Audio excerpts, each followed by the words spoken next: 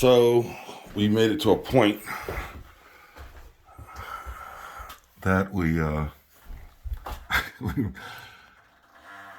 literally all day we've been playing with these beams with these gigantic slots in them.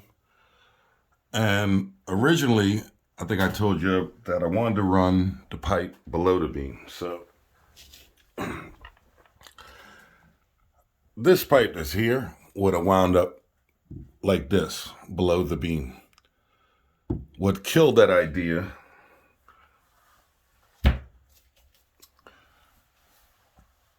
was the fact that it would have really been low, number one. And number two, well, number one, it would really been low. This distance here to the window, that's the window outside, is only about 10 inches. So in order to get the pitch off center, everything, as I see that's off center, it's not level.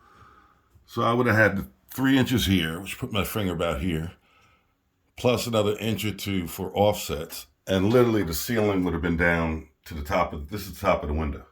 There's outside. The ceiling would have been too low. That wouldn't have worked even for a drop ceiling. So we wound up putting it up in high and almost staying above the edge of the joist. So it really made the job way more difficult, but it's a better job.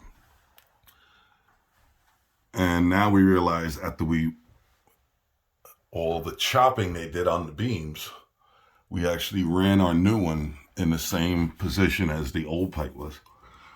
And we get to this point and we realize that this will come out. That now, with the new trap, this is off. I could put the piece in there and show you. It's crooked. In other words, the distance from here over is not matching to hit this hole. So now we have to get a series of, these are 22.5 degrees. That's what they call it, 22s. Well, actually 22.5. They also make 11.25, but I don't see them that often. So now what's happened is we managed to get the pipe laid back out. All right. So now we got all new PVC, all new drain pipe, and had to do it a section at a time to get it in there. I'm glad it's only the sink. And now the idea is, in order to connect this to this, I'm going to have to do something like this. I actually have to get this up in there, get it to hit both ends, which might be another turn here to get it to go in there. See, that's not straight. That actually looks like 22 degrees or 22.5. It sure does.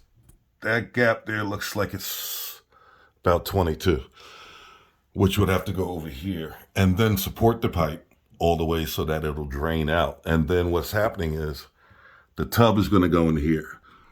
Now we made the tub 2 inches, which is a way bigger drain than normal. Normally a tub is this size, 1.5 inches. I can even show you on the video where it is. This is the tub drain. It's going to be 1.5 inches. Somewhere, I just grab my miscellaneous bag, is a 1.5 inch drain. I could show you. Well, I'll show you when I get upstairs.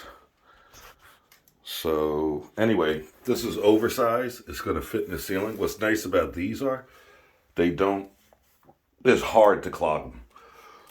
And one of the things about putting in DWV the right way is, if the plumber comes by and puts some stuff in for you, here it is.